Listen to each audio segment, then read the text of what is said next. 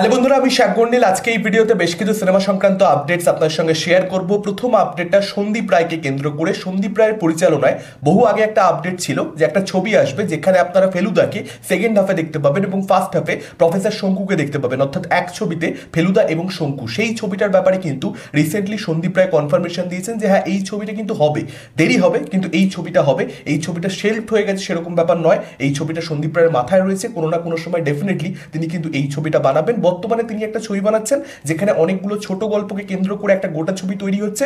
যেরকম তার যেখানে ভূতের ভয় একটা ছবি ছিল, আপনারা সকলেই জানেন, সেই ছবিটার মতনই কিন্তু একটা ছবি তিনি বর্তমানে নির্মাণ করছেন, যেখানে সত্যজিৎ রায়ের গল্পও থাকবে, তাছাড়া অন্যান্য যশস্বী লেখকদের গল্প থাকবে। দেখা যাক সেই ছবিটা কিরকম হয়। তারপরে কিন্তু এই ছবিটা ফেলুদা এবং প্রফেসর শঙ্কুর এই ছবিটা কিন্তু হতে পারে, সেরকমটাই তিনি জানিয়েছেন। এই পরবর্তী আপডেটটা নেটফ্লিক্সের একটা আপকামিং মিস্ট্রি থ্রিলার সিরিজকে কেন্দ্র করে, যেটার পরিচালক হিসেবে কাজ করবেন রেনসিল ডিসৌজা। এবং এই ওয়েব সিরিজের মধ্যে আপনারা পরিণীতি চোপড়া, জেনিফার উইঙ্গেট, সুমিত ব্যাস এবং তাহির রাজ বাসিনকে অভিনয় করতে দেখতে পারবেন মুখ্য চরিত্রগুলোতে।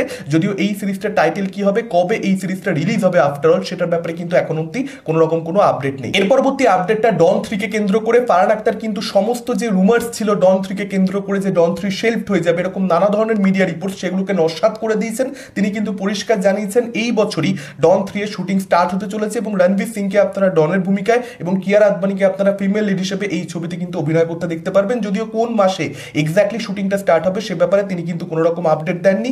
নেক্সট আপডেটটাও ফারহান আক্তারের আপকামিং একটা সিনেমাকে কেন্দ্র করে, যেটা টাইটেল হচ্ছে জিলে যারা। সেই ছবিটাও কিন্তু হোল্ডে রয়েছে শিডিউলিং ইস্যুজের জন্য। সেই ছবিটা বারবার পোস্টপন্ড হতে থেকেছে। আপনারা সকলেই জানেন প্রিয়াঙ্কা চোপড়া, ক্যাটরিনা কাইফ, আলিয়া ভাট তাদের একসঙ্গে এই ছবিতে অভিনয় করবার কথা। এই ছবিটা কিন্তু বর্তমানে হোল্ডে রয়েছে।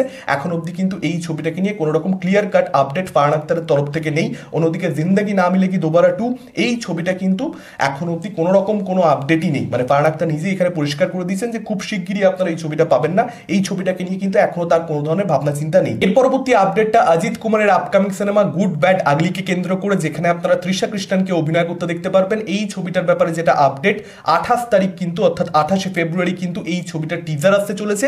এবার দেখা যাক এই টিজারটা কিরকম কি হয়। বেদ দ্য মুভার্সির পরবর্তীতে এটা অজিত কুমারের নেক্সট রিলিজ, 10ই এপ্রিলের উইকেন্ডে এই ছবিটা মুক্তি পাবে। আশা করছি টিজারটা ভালো হবে।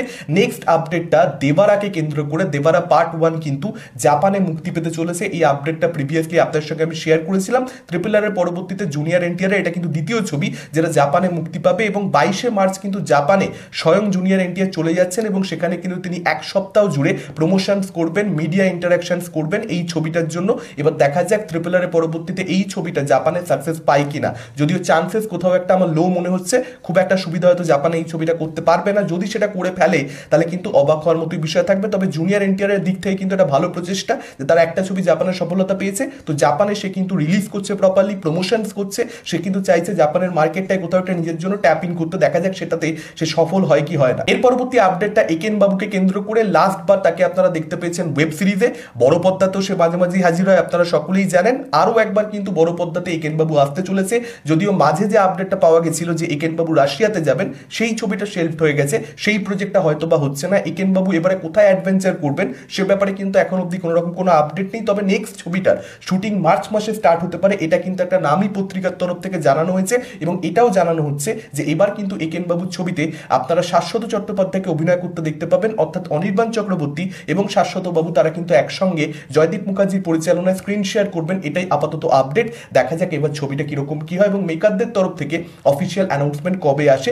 আপনারা সকলেই জানেন এসবিএফ এর কিন্তু স্লেট মুক্তি পেতে চলেছে খুব শিগগিরই, সেখানেই হয়তো এই ছবিটার আমরা অফিসিয়াল অ্যানাউন্সমেন্ট দেখতে পেয়ে যেতে পারি। এর পরবর্তী আপডেটটা বাংলাদেশের একটা আপকামিং সিনেমাকে কেন্দ্র করে। দাগি, শিহাব শাহিনের সঙ্গে আফরানিসের কোলাবোরেশন, যে ছবির মধ্যে আপনারা তমা মির্জাকে দেখতে পাবেন। একটা অ্যানাউন্সমেন্ট টিজার তো মেকারদের তরফ থেকে বহু আগে ড্রপ করা হয়েছিল, সেটার আমি রিয়াকশনও দিচ্ছিলাম, আপনারা সকলেই জানেন। তো এই ছবিটার ব্যাপারে যেটা আপডেট, ছবিটা কিন্তু র্যাপ আপ হয়ে গেছে, অর্থাৎ শুটিং কিন্তু কমপ্লিট হয়ে গেছে।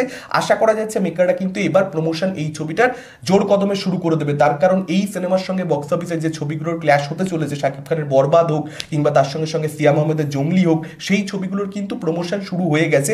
আমরা কিন্তু টিজার দেখতে পেয়ে গেছি একটা ছবির টিজার খুব শিগগিরই মুক্তি পেতে চলেছে। এখানে কিন্তু দাগিকেও প্রমোশন শুরু করতে হবে যদি তাদেরকে টেক্কা দিতে হয় বাকি দুটো ছবিকে।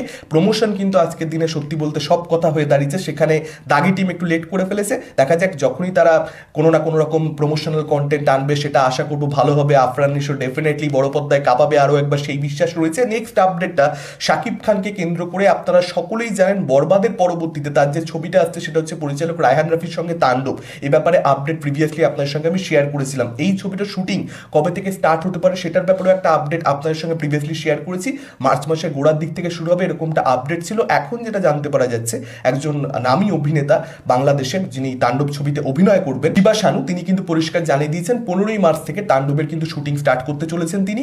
এবার দেখা যাক ছবিটা কিরকম কি হয়। তুফান তো খুব বড় কালেকশন করেছিল, আরো একবার রায়হান রাফি শাকিব খান আসছেন মানে একসঙ্গে, ডেফিনেটলি সেটা একটা হাইপ জেনারেট করতে পারবে, সে নিয়ে কোনো রকম কোনো সন্দেহ নেই। তবে তুফানের থেকেও নেক্সট লেভেলের কিছু তাদেরকে ভিজুয়ালি ডেফিনেটলি এখানে ডেলিভার করতে হবে, তবেই কিন্তু সেই হাইপটা তৈরি হবে। দেখা যাক সেটা এখানে মেকাররা করতে সক্ষম হয় কি হয় না। আপনাদের কি মতামত এই আপডেটগুলোকে কেন্দ্র করে? কোন আপডেট নিয়ে আপনারা সবচেয়ে বেশি এক্সাইটেড?